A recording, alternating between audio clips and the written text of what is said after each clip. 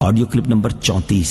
انشاءاللہ عز و جل اس میں آپ قرآن پاک کی سورہ بقرہ کی آیت نمبر 99 سے لے کر 101 تک کی تلاوت، ترجمہ اور تفسیر صراط الجنان سنیں گے۔ بسم اللہ الرحمن الرحیم۔ ترجمہ: اللہ کے نام سے شروع جو نہایت مہربان رحمت والا ہے۔ وَلَقَدْ أَنزَلْنَا إِلَيْكَ آيَاتٍ بَيِّنَاتٍ وَمَا يَكْفُرُ بِهَا إِلَّا الْفَاسِقُونَ۔ ترجمہ: اور بے شک ہم نے تمہاری طرف روشن آیتیں نازل کی اور ان کا انکار صرف نافرمان ہی کرتے ہیں۔ وَلَقَدْ أَنزَلْنَا إِلَيْكَ آيَاتٍ بَيِّنَاتٍ، اور بے شک ہم نے تمہاری طرف روشن آیتیں نازل کی۔ تفسیر صراط الجنان میں ہے، ابن سوریہ نے نبی اکرم صلی اللہ تعالی علیہ وسلم سے کہا کہ آپ کوئی ایسی چیز لے کر نہیں آئے جسے ہم پہچانتے ہوں، اور آپ پر ایسی کوئی روشن آیت نازل نہیں ہوئی جس کی وجہ سے ہم آپ کی پیروی کریں۔ اللہ تعالیٰ نے اس کا رد کرتے ہوئے ارشاد فرمایا کہ اے حبیب صلی اللہ تعالی علیہ وآلہ وسلم، ہم نے آپ کی طرف روشن آیتیں نازل فرمائی ہیں جن میں حلال، حرام اور حدود وغیرہ کے احکام واضح اور تفصیل سے بیان کیے گئے ہیں، اور ان آیتوں کا انکار وہی کرتا ہے جو ہمارے احکامات کی اطاعت نہیں کرتا۔ یاد رہے کہ یہاں فاسقوں سے مراد کافر اور منافق ہیں۔ أَوَكُلَّمَا عَاهَدُوا عَهْدًا نَبَذَهُ فَرِيقٌ مِّنْهُمْ بَلْ أَكْثَرُهُمْ لَا يُؤْمِنُونَ۔ ترجمہ: اور جب کبھی انہوں نے کوئی عہد کیا تو ان میں سے ایک گروہ نے اس عہد کو پھینک دیا، بلکہ ان میں سے اکثر مانتے ہی نہیں۔ عاہدوا عہدن، انہوں نے عہد کیا۔ حضرت عبداللہ ابن عباس رضی اللہ تعالی عنہما فرماتے ہیں، جب حضور پر نور صلی اللہ تعالی علیہ وسلم نے یہودیوں کو اللہ تعالیٰ کے وہ عہد یاد دلائے جو حضور اقدس صلی اللہ تعالی علیہ وسلم پر ایمان لانے کے متعلق تھے، تو مالک بن سیف نے کہا، خدا کی قسم آپ کے بارے میں ہم سے کوئی عہد نہیں لیا گیا۔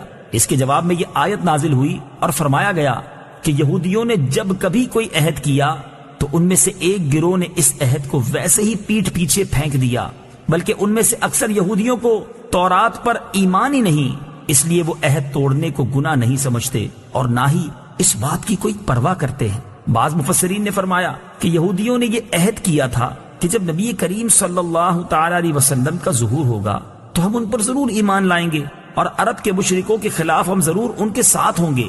لیکن جب حضور اقدس صلی اللہ تعالی علیہ وآلہ وسلم نے اپنی نبوت کا اعلان فرمایا تو یہودیوں نے آپ صلی اللہ تعالی علیہ وآلہ وسلم پر ایمان لانے کی بجائے انکار کر دیا۔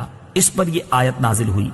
وَلَمَّا جَاءَهُمْ رَسُولٌ مِّنْ عِندِ اللَّهِ مُصَدِّقٌ لِّمَا مَعَهُمْ نَبَذَ فَرِيقٌ مِّنَ الَّذِينَ أُوتُوا الْكِتَابَ كتاب اللہ وراء ظهورهم كأنهم لا يعلمون۔ ترجمہ: اور جب ان کے پاس اللہ کی طرف سے ایک رسول تشریف لایا جو ان کی کتابوں کی تصدیق فرمانے والا ہے تو اہل کتاب میں سے ایک گروہ نے اللہ کی کتاب کو پیٹھ پیچھے یوں پھینک دیا گویا وہ کچھ جانتے ہی نہیں ہیں۔ جاءہم رسول، ان کے پاس رسول آیا۔ یہاں رسول سے مراد سرکار دو عالم محمد مصطفیٰ صلی اللہ تعالی علیہ وآلہ وسلم ہیں، اور چونکہ آپ صلی اللہ تعالی علیہ وسلم توریت، زبور وغیرہ کی تصدیق فرماتے تھے اور خود ان کی کتابوں میں بھی حضور صلی اللہ تعالی علیہ وسلم کی تشریف آوری کی بشارت اور آپ صلی اللہ تعالی علیہ وآلہ وسلم کے اوصاف و احوال کا بیان تھا، اس لیے حضور انور صلی اللہ تعالی علیہ وآلہ وسلم کی تشریف آوری اور آپ صلی اللہ تعالی علیہ وسلم کا وجود مبارک ہی ان کتابوں کی تصدیق ہے۔ لہٰذا اس بات کا تقاضا تو یہ تھا کہ حضور اکرم صلی اللہ تعالی علیہ وآلہ وسلم کی آمد پر اہل کتاب کا ایمان اپنی کتابوں کے ساتھ اور زیادہ پختہ ہوتا، مگر اس کے برعکس انہوں نے اپنی کتابوں کے ساتھ بھی کفر کیا۔ مشہور مفسر سدی کا قول ہے کہ جب رسول کریم صلی اللہ تعالی علیہ وسلم کی تشریف آوری ہوئی تو یہودیوں نے توریت اور قرآن کا تقابل کیا، اور جب دونوں کو ایک دوسرے کے مطابق پایا تو انہوں نے توریت کو بھی چھوڑ دیا. وراء ظہورہم، اپنی پشتوں کے پیچھے. تفسیر صراط الجنان میں ہے پیٹھ پیچھے پھینکنے سے مراد ہے اس کتاب کی طرف بے التفاتی کرنا. حضرت سفیان بن عیینہ رضی اللہ تعالی عنہ کا فرمان ہے کہ یہودیوں نے توریت کو ریشمی غلافوں میں سونے چاندی کے ساتھ مزین کر کے رکھ لیا اور اس کے احکام کو نہ مانا. قرآن مجید سے متعلق مسلمانوں کی حالت زار.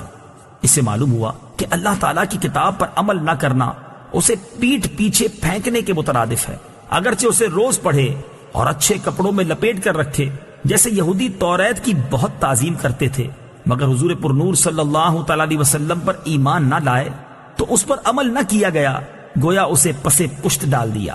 آج کے مسلمانوں کا حال بھی اس سے بہت مشابہ ہے کہ قرآن پاک کے عمدہ سے عمدہ اور نفیس نسخے گھروں اور مسجدوں میں الماریوں کی زینت تو ہیں، ریشمی غلاف بھی ان پر موجود ہیں، لیکن پڑھنے، سمجھنے اور عمل کرنے کی حالت یہ ہے کہ ان الماریوں اور ریشمی غلافوں پر گرد کی تہ جم چکی ہے، اور حقیقتاً وہ گرد ان غلافوں پر نہیں بلکہ مسلمانوں کے دلوں پر جمی ہوئی ہے.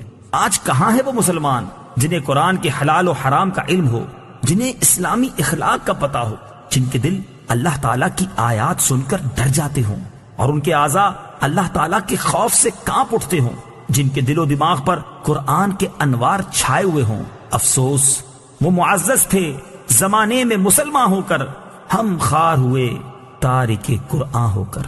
اس آیت سے اشارتاً معلوم ہوا کہ قرآن شریف کی طرف پیٹھ نہیں کرنی چاہیے، کہ یہ بے رخی اور بے توجہی کی علامت ہے.